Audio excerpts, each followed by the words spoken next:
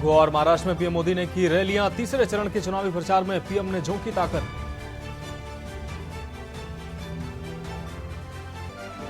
अमित शाह का गोधरा में road show. Porbandar में कहा, कश्मीर में 5 सालों में किसी ने पत्थर फेंकने की हिम्मत नहीं की। कांग्रेस सीसी की दिल्ली में बैठक। राहुल प्रियंका की उम्मीदवारी पर फैसला। अमेठी रायबरेली सीट को लेकर कांग्रेस ने बुलाई बैठक। देर रात फैसले का ऐलान हो सकता है।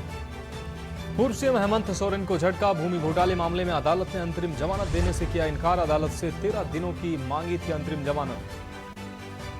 नहीं थम रहा मणिपुर में हिंसा का मामला। कुकी उग्रवादियों के हमले में सीआरपीएफ के 2 जवानों की गई जान। और यूपी बिहार में 5 दिन तक हीट वेव का अलर्ट। दिल्ली समेत 15 राज्यों में तापमान 40 के पार। एमपी में ओले। छत्तीसगढ़ में बारिश के आसार। आप देख रहे हैं के न्यूज, खबरों का सारथी।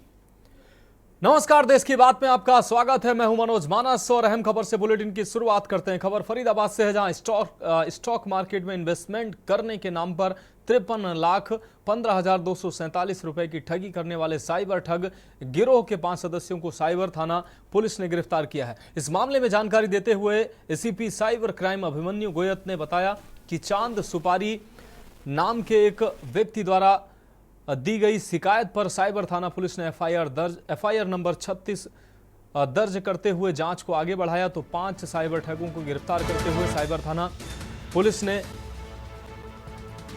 60,000 रुपए और एक मोबाइल फोन सहित आपको बता दें 400 मोबाइल की सिम भी बरामद की है।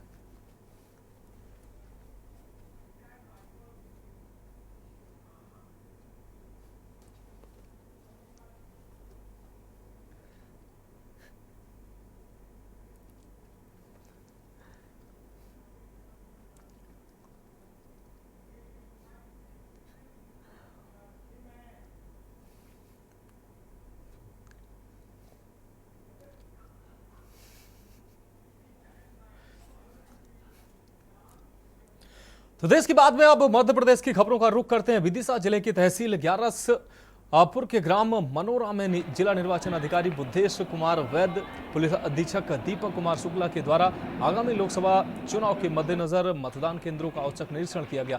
आपको बता दें 7 मई को विदिशा जिले में लोकसभा का मतदान होना है। मतदान केंद्रों पर व्यवस्थाओं को लेकर औचक निरीक्षण किया गया। कलेक्टर के साथ एसडीएम, तहसीलदार सहित स्थानीय विकासखंड का अमला मौजूद रहा। एसडीएम को निर्देश दिए गए कि मतदान केंद्रों पर मतदाताओं को किसी भी प्रकार की कोई समस्या उत्पन्न न हो। मतदान केंद्रों पर उचित व्यवस्था की जाए।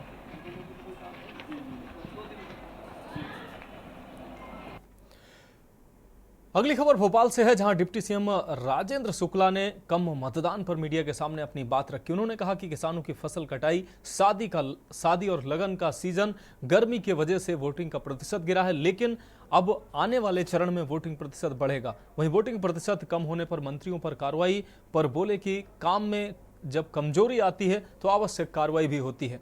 बहनों ने 11% कम वोट किया है। साथ ही कहा कि लाडली बहनों के नाराज होने का सवाल ही नहीं। जब रिजल्ट आएगा तो आप देखेंगे कि जितने भी वोट पड़े हैं सब भाजपा के पक्ष में पड़े हैं।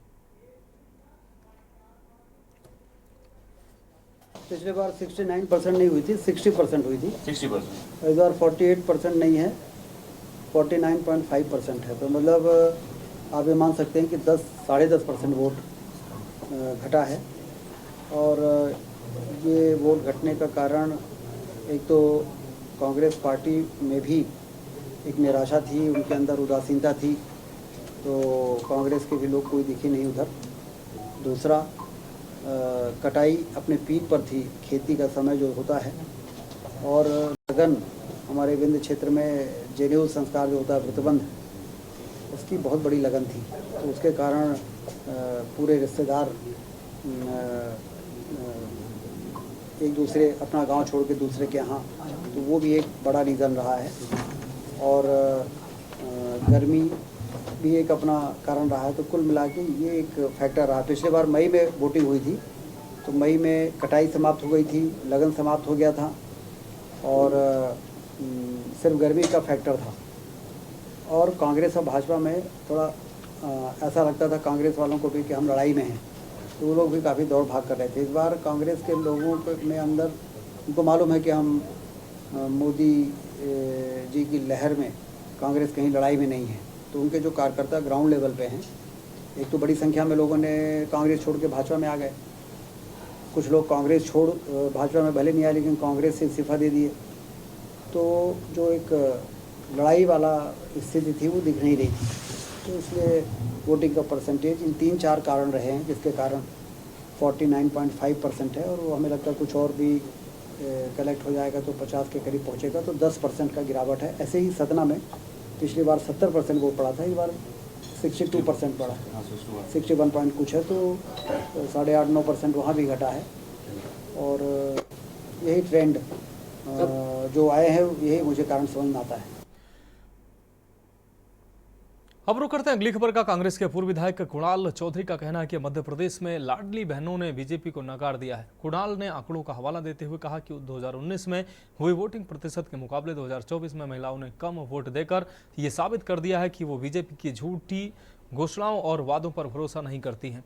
कुणाल चौधरी का कहना है कि बीजेपी का कार्यकर्ता भी निराश नजर आ रहा है। फर्जी ज्वाइनिंग टोली बनाकर झूठे आंकड़े पेश किए जा रहे हैं। भारतीय जनता पार्टी में उन नेताओं को दरकिनार किया जा रहा है जिन्होंने कहीं ना कहीं सरकार बचाने में विधायकों की खरीद फरोख्त की थी, चाहे वह नरेश उत्तम हो या अरविंद भदौरिया हो या फिर पूर्व सीएम शिवराज चौहान।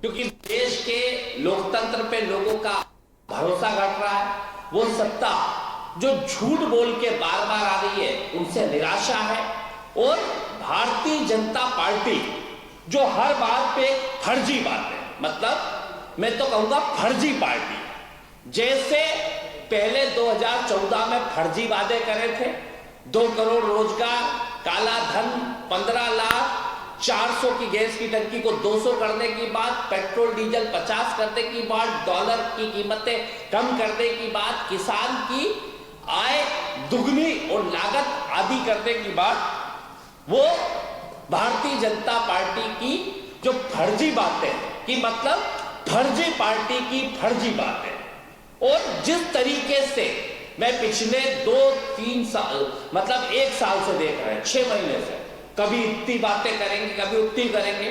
पहले फर्जी वादे, दूसरे इनकी फर्जी गारंटी, क्योंकि फर्जी गारंटी पुरानी तो छोड़ दो, अभी 2023 में 2700 रुपए कुंटल की फर्जी गारंटी देके गए। लाडली बहनों को कह के गए 3000 से शुरू करके 10,000 तक लेके जाएंगे, बड़े बड़े विज्ञापनों से भ्रम फैलाया गया। लाडली बहनों को 450 रुपए में गैस की टंकी की बात करी गई, लाडली बहनों को आवास योजना की बात करी गई, युवाओं को रोजगार की बात करी गई, हर वर्ग को जो छलने का काम किया, आज उसी का नतीजा है कि कहीं ना कहीं लाडली बहनों का जो एक उनके प्रति भाव है वो खत्म हो गया। और मध्य प्रदेश के अंदर फर्जी पार्टी को घर बिठाने के लिए 11% से ज्यादा महिलाओं ने वोट कम किया, क्योंकि किस बात से करने जाए ये सबसे बड़ी बात। तो देश के बाद में उत्तर प्रदेश की खबरों का रुख करेंगे। खबर लखनऊ से है, जहां इंटरनेशनल वेस्ट फेडरेशन की लोकसभा चुनाव को लेकर कोर कमेटी की बैठक आयोजित की गई है। आपको बता दें कि देश में लोकसभा के चुनाव चल रहे हैं। वहीं बात की जाए अगर राजधानी लखनऊ की, तो यहां पर भी 5वें चरण में 20 मई को मतदान होना है।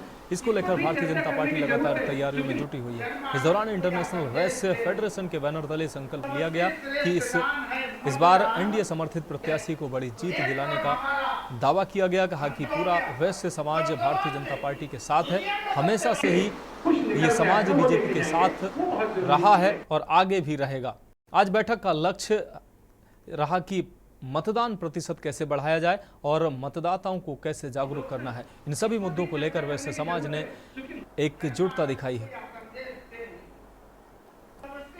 ये अंतर्राष्ट्रीय वैश्य महासम्मेलन जो देश और विदेश का, हमारे कहना चाहिए विश्व का सबसे बड़ा संगठन है, 22 देशों में काम कर रहा है और देश का सबसे बड़ा संगठन है वैश्य समाज का। इसमें हमारे वैश्य समाज के जितने भी उपवर्ग हैं सब समाहित हैं, इसलिए इसी का नाम फेडरेशन है। हम लोगों ने अभी 1 और 2 अप्रैल को कटरा में राष्ट्रीय कार्य समिति की बैठक हुई थी, जिसमें ये रिजोल्यूशन पास हुआ था, प्रस्ताव पारित हुआ था कि इस बार हम से मतलब है हमारा अंतर्राष्ट्रीय वैश्य महासम्मेलन में जितने भी पर्व जुड़े हैं, सारा वैश्य समाज, कहने का मतलब ये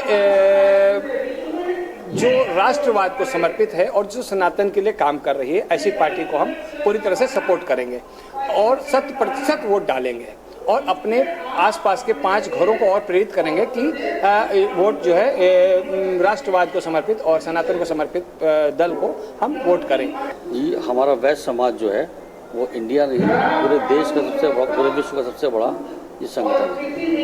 और लखनऊ में जैसे हमारे माननीय राजनाथ सिंह जी का जो इलेक्शन हो रहा है और मोहनलाल से हमें कौशल किशोर जी का इलेक्शन हो रहा है, हम लखनऊ की जो आबादी है लगभग उसमें हमारा योगदान जो है 30 से 32% वोट जो है वो वैश्य समाज का है और हर ऊपर के वोट उसमें शामिल है। जितने भी हमारे वैश्य समाज के वोट हैं, लगभग 55 से 60 लाख की आबादी हमारी लखनऊ शहर की है, उसमें हम लगभग जो है 15 से 17 लाख वोट हमारे वैश्य समाज के। ये 100% हम ये इस इंटरनेशनल वैश्य फेडरेशन के माध्यम से माननीय राजनाथ सिंह जी को और माननीय कौशल किशोर जी को ये आश्वासन दिलाते हैं कि एक एक वोट हमारा बीजेपी हो जाएगा और हमेशा से जाता रहा है, लेकिन इस बार हम बढ़ चढ़ के ढोल बजा करके वोट डालेंगे कि वैश्य समाज का एक एक वोट जो है वो बीजेपी के लिए समर्पित है, सनातन धर्म के लिए समर्पित है। अगली खबर मुरादाबाद से है, जहां उत्तराखंड के मुख्यमंत्री पुष्कर सिंह धामी पूर्व सांसद स्वर्गीय कुंवर सर्वेश सिंह को श्रद्धांजलि देने मुरादाबाद पहुंचे। सीएम ने नम आंखों से स्वर्गीय कुंवर सर्वेश को श्रद्धांजलि दी। इस दौरान प्रियंका गांधी और राहुल गांधी के राम मंदिर दर्शन को लेकर उत्तराखंड के मुख्यमंत्री ने अपनी प्रतिक्रिया दी। मुख्यमंत्री ने कहा कि राहुल गांधी हो या प्रियंका गांधी हो या उनकी पार्टी हो, ये लोग राम मंदिर के पक्ष में नहीं थे, ये सब जानते हैं। इन लोगों के द्वारा हमेशा राम मंदिर बनने का विरोध किया गया। सुप्रीम कोर्ट में हलफनामा तक दिया गया कि कभी भी इन लोगों ने राम मंदिर के अस्तित्व को नहीं माना। लगातार निमंत्रण के बावजूद भी वह प्राण प्रतिष्ठा कार्यक्रम में नहीं शामिल हुए। चुनाव देखकर ये लोग रंग बदल रहे हैं। देश की जनता भली प्रकार से इनको जानती है और देख भी रही है। आखिर इन लोगों ने किसी प्रकार से सनातन का विरोध, हर प्रकार से सनातन का विरोध किया है। इन लोगों ने किस प्रकार से भगवान राम का विरोध किया है। चुनाव का समय आ गया तो अब ये लोग मंदिर की बात कर रहे हैं और पूजा भी कर रहे हैं और जनेऊ भी, आपको बता दें, जनेऊ भी पहन रहे हैं। इन बातों से चुनाव पर कोई भी असर नहीं पड़ेगा। 2 चरण का मतदान समाप्त हो गया है। इस बार भारतीय जनता पार्टी 400 पार कर लोकसभा सीट हासिल करेगी। उत्तराखंड के जंगल में लगी आग के सवाल पर उन्होंने कहा कि आग बुझाने के लिए सेना की मदद ली गई है और आग को रोकने के लिए जो भी प्रयास हो सकते हैं वो किए जा रहे हैं। आग को लेकर लगातार हम लोग उस पर नज़र बनाए हुए हैं और उसकी रोकथाम के लिए जो ज़रूरी काम है वो सब कर रहे हैं। अभी समीक्षा भी है, अभी मेरी इसके बाद अभी हल्द्वानी में समीक्षा है। सेना से भी हमने मदद मांगी। सेना के हेलीकॉप्टरों ने भी आज पानी का छिड़काव किया है और जिलाधिकारियों को वन के जो प्रभागी वनाधिकारी हैं उन सभी को काम पे लगाया है, लोगों को भी कहा है और सख्त कार्रवाई भी इस पर कर रहे हैं। 3 मुकदमे भी इसमें दर्ज हुए हैं। अब बढ़ेंगे अगली खबर की ओर। यूपी के कौशाम्बी जिले में लोकसभा संसदीय सीट पर 5वें चरण में 20 मई को मतदान होना है। इस बीच सिराथू विधानसभा क्षेत्र के लोहंदा गांव में शनिवार को ग्रामीणों ने बिजली, सड़क, पानी, नाली, खड़ंजा जैसी बुनियादी समस्याओं का समाधान न हो पाने से नाराज लोगों ने चुनाव का बहिष्कार कर दिया। लोहंदा गांव के लोगों ने लोकसभा चुनाव में मतदान करने की उन्होंने बहिष्कार करने की बात कही है। ग्रामीणों का कहना है कि गांव में बिजली नहीं तो मतदान नहीं। साथ ही ग्रामीणों ने कहा कि जब तक समस्या का समाधान नहीं होगा तब तक वोट नहीं डालेंगे। हमारा विरोध ये है कि हमने ग्राम प्रधान से कई बार इस चीज की शिकायत किया कि हमारे यहाँ नाली, खड़िंजा, पानी और लाइट की इतनी अव्यवस्थाएं हैं। ग्राम प्रधान या खंड विकास अधिकारी को हमने कई बार सूचित किया, अभी तक हमारी कोई समस्या का निदान नहीं हुआ। इसलिए हमारे ग्राम सभा के सभी लोग स्वयं में मिल करके इसका विरोध कर रहे हैं कि हम वोट तब तक नहीं देंगे जब तक हमारी मांगे पूरी नहीं होंगी। प्रधान के अलावा कहीं आप डीएम से कोई अधिकारी मिले? हम खंड विकास अधिकारी कड़ा से मिले, ग्राम प्रधान से 2-3 बार इस बात को कहें कि हमारी समस्याएं निदान करिए। गर्मी में मरे जाए हमका कहे सुविधा नहीं, न पानी की सुविधा, न लाइट की सुविधा, न नाली की सुविधा, न सड़क की सुविधा, कोई चीज की सुविधा नहीं है। अब बिल वाले आते हैं तो बिल मांगते, क्या बिल दो। हम यहाँ बूढ़े आदमी रहते हैं फिर भी हमसे 36,000 रुपए के महंगा थे। वोट कहना दे हो का वजह है? यही वजह चल दे अब हाँ, लाइट नहीं आती तो वोट नहीं दोगे आप? नहीं। और जब सबकी राजी हो दे हम ना, सबकी राजी हो ना दे। अब नाम का तुम्हारा दिक्कत इतनी होगी तो कैसे देंगे बताओ।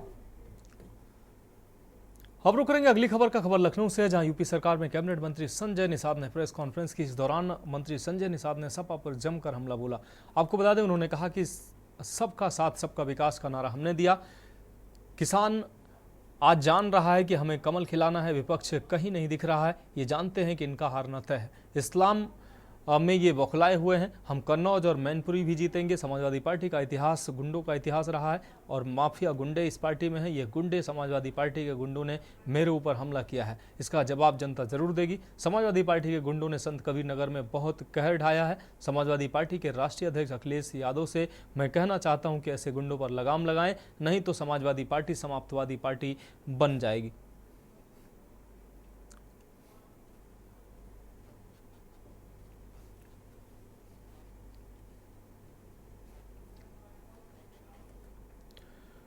अगली खबर लखनऊ से है, जहां कांग्रेस मीडिया चेयरपर्सन सीपी राय ने प्रेस कॉन्फ्रेंस की है। प्रेस कॉन्फ्रेंस में सीपी राय ने भाजपा पर जमकर हमला बोला। उन्होंने कहा कि चीन का सामान और मोदी योगी की जुबान का कोई भरोसा नहीं। उन्होंने कहा कि बीजेपी ने कांग्रेस के घोषणा पत्र पर सवाल खड़ा किया है और बताया है कि कांग्रेस की सरकार आएगी तो हम बीफ के बंद स्लॉटर हाउस को खोलेंगे, जबकि कांग्रेस के घोषणा पत्र में इस तरह की कोई बात नहीं है।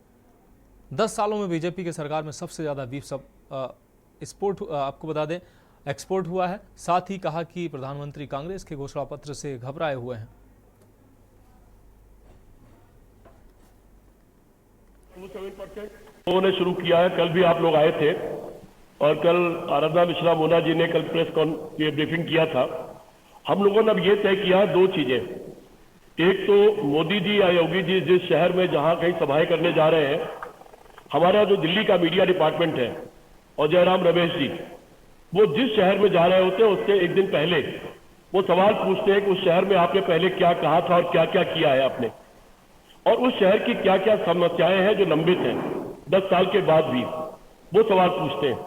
दूसरा हमने ये तय किया है कि जिस दिन जो कोई बात उठेगी उसका जवाब हम उसी दिन देंगे। वैसे तो मोदी जी की जबान और चीन का सामान दोनों की कोई गारंटी नहीं है, जनता को ये पता लग चुका है। लेकिन फिर भी 2-3 मुद्दे हैं। मुख्यमंत्री योगी आदित्यनाथ जी का एक बयान छपा है जिसमें उन्होंने ये कहा है कि कांग्रेस के घोषणा पत्र में है कि अगर सरकार आएगी तो हम स्लॉटर हाउस बीफ के लिए शुरू करा देंगे। ये बयान उनका छपा है।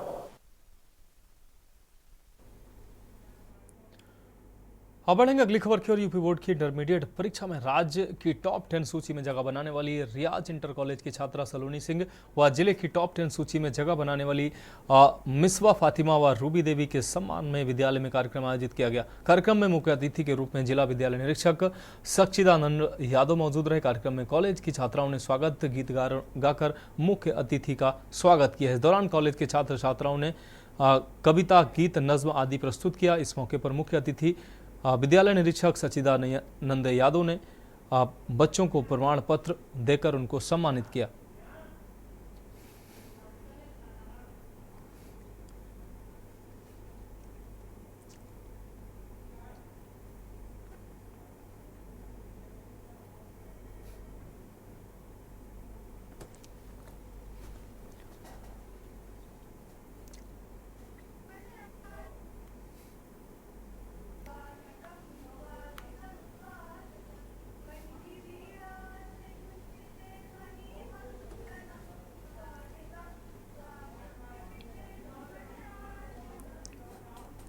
इस बीच उन्नाव से बड़ी खबर सामने आ रही है। इस वक्त की बड़ी खबर उन्नाव से, रेप के आरोपी ने जेल में आत्महत्या की है।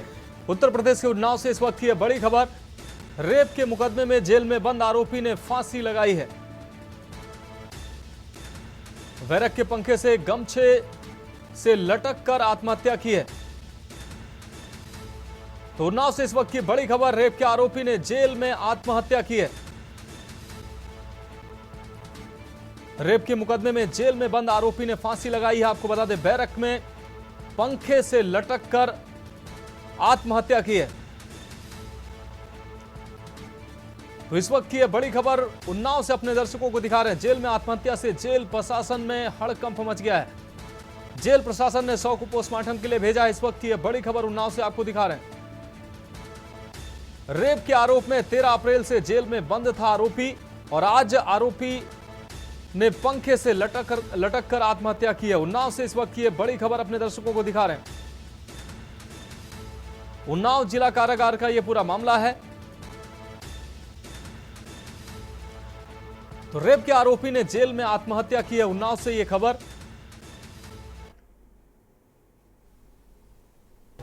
हमें जेल से फ़ोन आया था कि तुम्हारे भाई ने फांसी लगा ली है, तो हम जेल गए थे। वहाँ लटकते मिले हमको, उन्होंने दिखाया हमको, ले जाकर अंदर। कहाँ से लटके मिले हैं, देखा है आपने? पंखे से। क्या क्या वजह बताइए? उन्होंने बताया कि लेटरिन गए थे बस 2-3 बार, जो उनके साथी थे वो कभी मिलने गए उनसे? हाँ गए हैं। अरे मिलाई तो ऐसी बात लगी आपको कि डिप्रेशन में हो कुछ है? नहीं, ऐसी कोई बात नहीं। क्या लगता है आप लोगों को? लगता क्या है? लगता है जेल की, अब जेल के अंदर है, अब जेल के अंदर रहते हुए अगर भाई अगर फांसी लगाए तो फिर अजब बात है। अगली हम खबर कानपुर से है, जहां चंद्रा क्रिकेट एकेडमी द्वारा आयोजित चंद्रा प्रीमियर लीग सीजन 2 में पहला मैच के news India versus Kanpur blue warriors के बीच खेला गया, जिसमें टॉस जीतकर पहले बल्लेबाजी करते हुए ब्लू वॉरियर्स की टीम 127 रनों पर सिमट गई। ब्लू वॉरियर्स की तरफ से अमित कुमार ने 29 बॉलों पर 35 रन बनाए, जिसमें 2 छक्के और 2 चौके शामिल रहे। अरमान ने 33 बॉल पर 32 रन बनाए। के न्यूज के मयंक ने 5 ओवर में 16 रन देकर 3 विकेट झटके। जवाब में उतरी के न्यूज मेरठ ने अंकित के शानदार 41 रन के बदौलत लक्ष्य को 22.3 ओवरों में प्राप्त कर लिया। के न्यूज के इस पहले मुकाबले में 5 विकेट से जीत दर्ज की। आज के मैच में मैन ऑफ द मैच रहे मयंक ने 3 विकेट लिए हैं। वहीं फाइटर ऑफ द मैच का पुरस्कार 25 रन और 2 विकेट लेने वाले आयुष प्रजापति को मिला। आज के उद्घाटन मैच के मुख्य अतिथि के न्यूज इंडिया के प्रधान संपादक दुर्गेंद्र सिंह चौहान जीवा, बीपी एमजी इंटर कॉलेज के प्रबंधक कृष्णदत्त द्विवेदी जी उपस्थित रहे। उन्होंने मैन ऑफ द मैच पुरस्कार देकर प्लेयर को सम्मानित किया। आपको बता दें कि इस लीग में के न्यूज इंडिया मीडिया पार्टनर है। कानपुर सीपीएल 2.0 का आगाज हुआ है। के न्यूज इंडिया ने जीत से इस लीग का आगाज किया है। पहले मैच में 5 विकेट से के न्यूज इंडिया ने मैच जीता है। चंद्रा क्रिकेट एकेडमी द्वारा आयोजित ये टूर्नामेंट, जिसमें पहले मैच में के न्यूज ने जीत दर्ज की।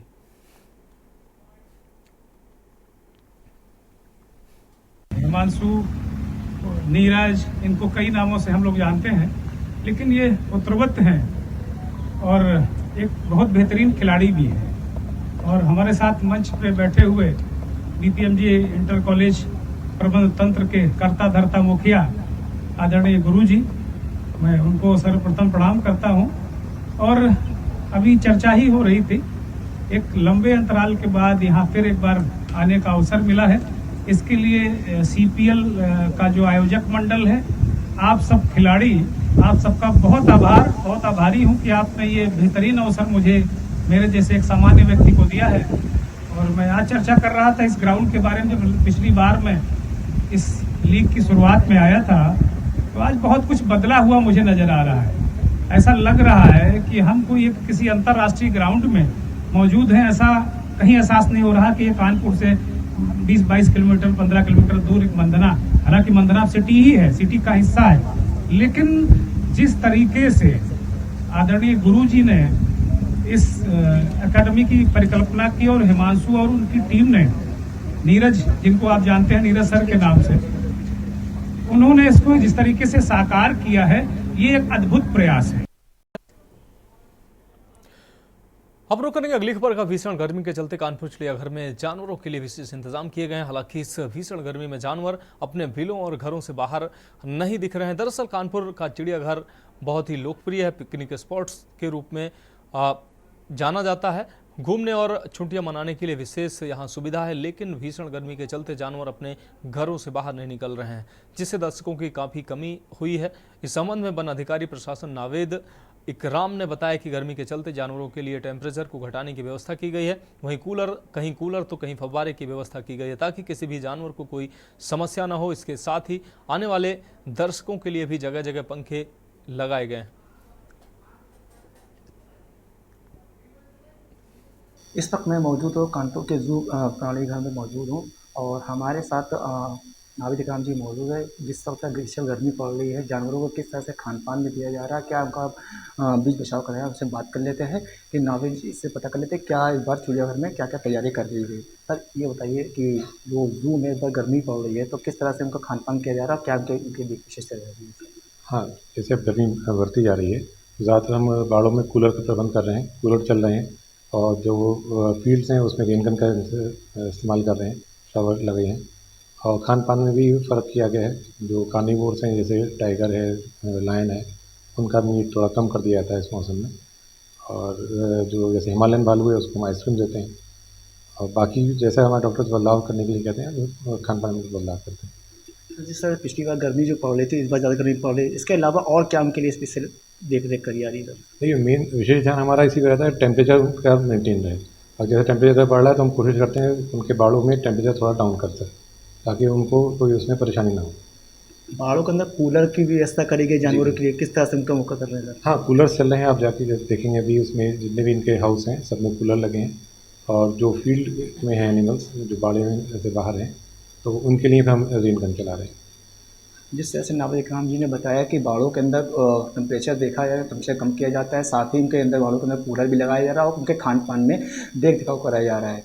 कानपुर से शाहनवाज खान, के न्यूज़ इंडिया, कानपुर में जू में आए हैं बच्चों के साथ। बच्चों को जू घुमाया, बहुत बड़ी इच्छा थी कि वहाँ सब कुछ मिलेगा, अच्छे अच्छे जानवर देखने को मिलेंगे, मगर यहाँ कुछ समझ नहीं आ रहा। ना जानवर हैं, वही पुराने जो हैं जो आज के 5-6 साल पहले थे वही दिख रहे हैं हमको। कोई नया इसमें जानवर नहीं दिखा है, ना कोई गर्मियों में सब जानवर भी मिल आ रहे हैं, कोई ऐसी हमको सुविधा नहीं लगी। बस यही है और कुछ नहीं है। कहीं ना कहीं नाराजगी जताई जा रही है बच्चों पे कि जानवर का दूर से आए हैं, दूर से आए हैं, कोई जानवर नहीं, कोई खास नए जानवर नहीं है, ना कोई खास सुविधाएं हैं, सब ऐसे है बस चल रहा है। देखा जाए भीषण गर्मी पड़ रही है ना, बस भीषण गर्मी पड़ रही है। तो देश की बात में वक्त एक ब्रेक का हुआ है, जल्द हाजिर हूं।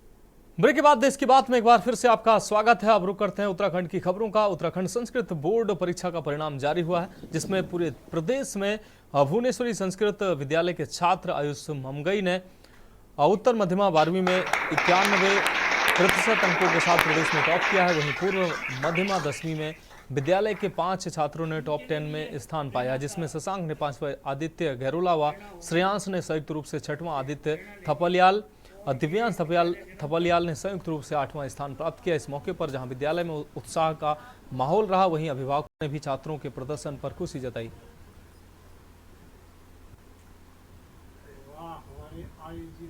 मां भुवनेश्वरी की कृपा से मैंने 91% से पूरे राज्य में प्रथम स्थान प्राप्त किया है। मैं बहुत भावुक हूँ एवं मैं अपने सभी गुरुजी लोगों को एवं अपने सभी भाई बहनों को बहुत बहुत तहे दिल से धन्यवाद कहता हूँ और माँ भुवनेश्वरी एवं समस्त देवी देवताओं को प्रणाम करता हूँ। आज काफ़ी हर्ष का विषय है। सारे गुरुजनों को प्रणाम करके आज एक हमारे स्कूल ने काफ़ी बड़ी हासिल प्राप्त की है। 12 में मेरे बड़े भाई आयुष ममगई ने पूरे प्रदेश में टॉप मारा है तथा हमारे 10वीं कक्षा में पूर्व मध्यमा द्वितीय वर्ष में हम 5 बच्चों ने टॉप मारा है और ये सब हमारे गुरुजनों की रात दिन की मेहनत की फल है। अब बढ़ेंगे अगली खबर की ओर। खबर लक्सर से है, जहां पथरी क्षेत्र के बिशनपुर कुंडी गांव में एक भीम आर्मी कार्यकर्ता के मकान व दुकान में आग लगा दिए जाने का आरोप लगाते हुए भीम आर्मी के प्रदेश अध्यक्ष दीपक सेठपुर ने अपने कार्यकर्ताओं के साथ लक्सर सीयू निहारिका से मॉल से मुलाकात की और भीम आर्मी कार्यकर्ताओं के आवास व दुकान में आग लगाकर उत्पात मचाने वालों के खिलाफ FIR दर्ज करने की मांग की। पुलिस क्षेत्राधिकारी ने पूरे मामले की जांच कर कार्रवाई करने का भरोसा दिया। ये है कि प्रकरण गांव बिशनपुर कुंडी का रहने वाले हैं भरत भाई और उनके साथ में और रानी मजरे से जो प्रधानपति हैं चरण सिंह जी, उनके द्वारा उनके आवास पर बिना किसी सूचना के, बिना किसी नोटिस जारी किए, केवल इतना कह कर के भाई प्रशासन का मेरे पास आदेश है, उनके मकान पर जो उनकी झोंपड़ी थी उस पर जेसीबी चला दी गई और उनके जो टायर पंचर की उनकी दुकान है जिससे भरण पोषण के लिए पूरे परिवार का अपना जीवन निर्वहन कर रहे हैं, उसके ऊपर आगजनी की गई, उसका पूरा नस्ते नाबूद कर दिया गया।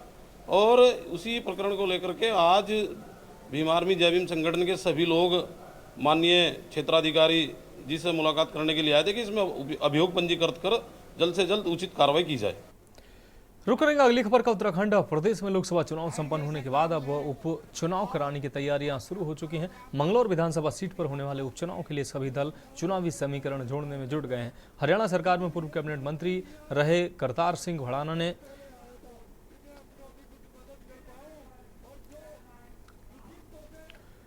इस बीच दिल्ली से इस वक्त की बड़ी खबर सामने आ रही है। दिल्ली से इस वक्त की बड़ी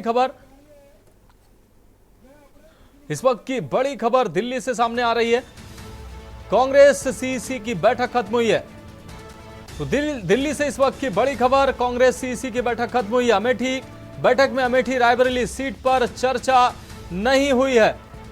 अमेठी रायबरेली सीट पर सस्पेंस फिर से बढ़ा। कांग्रेस सीईसी की बैठक खत्म हुई है।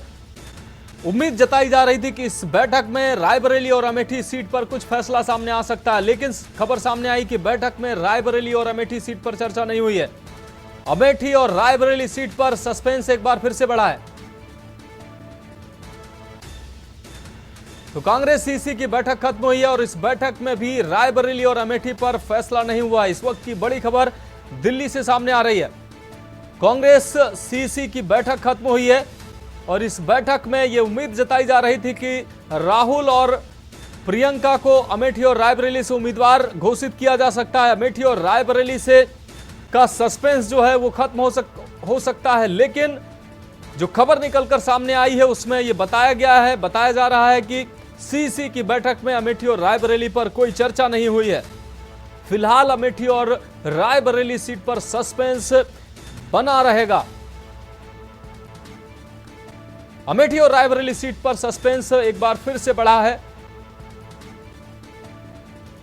तो कांग्रेस की सीईसी की बैठक खत्म हुई है। दिल्ली से इस वक्त की बड़ी खबर।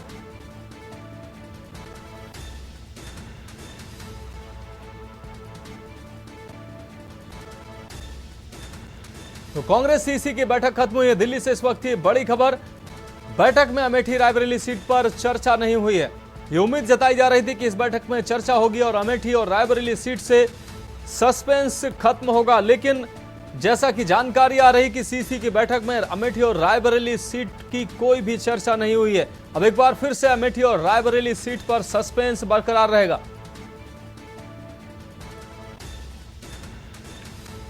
तो अमेठी और रायबरेली सीट पर सस्पेंस बना हुआ है। सीईसी की बैठक में इस सीट पर कोई चर्चा नहीं हुई है। दिल्ली से हमारे संवाददाता प्रवेश शर्मा ज्यादा जानकारी के लिए हमारे साथ जुड़ गए हैं। प्रवेश, सीईसी की बैठक खत्म हुई है कांग्रेस की और इसमें यह उम्मीद जताई जा रही थी कि अमेठी और रायबरेली सीट पर जो सस्पेंस बना हुआ है वो खत्म होगा और यहां से उम्मीदवार की घोषणा हो सकती है, लेकिन ऐसा कुछ नहीं हुआ है। सीईसी की बैठक में रायबरेली अमेठी की चर्चा तक नहीं हुई है, जैसा कि जानकारियां सामने आ रही हैं। अभी भी अमेठी और रायबरेली सीट पर सस्पेंस बना रहेगा। बिल्कुल आपने बिल्कुल सही कहा। देखिए, मैं आपको बता दूं कि सीईसी की बैठक जो है कांग्रेस केंद्रीय चुनाव समिति की बैठक खत्म हो चुकी है और जिसकी अध्यक्षता मल्लिकार्जुन खड़गे कर रहे थे। विशेष रूप से कयास ये लगाए जा रहे थे कि रायबरेली और अमेठी की सीट को लेकर चर्चा होगी और कहीं ना कहीं उसमें राहुल गांधी और प्रियंका गांधी के नाम की चर्चा होगी। लेकिन देखिए, मैं आपको साफ तौर पर बता दूं कि बैठक में इन नामों को लेकर या इन सीटों को लेकर किसी प्रकार की कोई चर्चा नहीं हुई है और बैठक में विशेष रूप से जो बचे हुए नाम थे उन पर मंथन जरूर हुआ है, लेकिन अमेठी और रायबरेली की सीट को लेकर किसी प्रकार का कोई मंथन होता हुआ दिखाई नहीं दिया है। जी प्रवेश, जिस तरीके से अमेठी और रायबरेली पर इतना सस्पेंस बरकरार है, सभी की नजर इस सीट पर बनी हुई है कि क्या कांग्रेस का जो परिवार है इस सीट पर दावेदारी करेगा या नहीं करेगा, और लगातार बैठकों में ये प्रमुख मुद्दा रहता है और आज भी ये सस्पेंस फिर से आगे बढ़ गया। बिल्कुल, देखिए, अमेठी और रायबरेली एक ऐसी सीट है जिसको कांग्रेस की अपनी सीट मानी जाती है। सिर्फ बात करें, पिछली बार स्मृति ईरानी ने जरूर यहाँ से जीत हासिल की थी और राहुल गांधी को हार का सामना करना पड़ा था और अब जो है सीधे तौर पर कांग्रेस के कार्यकर्ता अमेठी के विशेष रूप से बात करूं, वो चाहते हैं कि यहाँ से राहुल गांधी चुनाव लड़े और लगातार एक कैंपेन सा चला हुआ है और बार बार सोशल मीडिया पे भी इस तरीके का कैंपेन जारी है जिसमें कहा जा रहा है कि राहुल गांधी अमेठी से चुनाव लड़ने वाले हैं, लेकिन किसी भी आधिकारिक रूप से बात करें तो कोई घोषणा ऐसी नहीं की गई है और आज की बैठक में भी इन दोनों सीटों को लेकर कोई चर्चा नहीं की गई। हाँ प्रवेश, आपका बहुत शुक्रिया इस तमाम जानकारी के लिए। तो आपको बता दें कि अमेठी और रायबरेली पर सस्पेंस अभी भी बरकरार है। फिलहाल सीसी के बैठक में अमेठी और रायबरेली पर कोई चर्चा नहीं हुई, ऐसा जानकारी सामने आ रही है।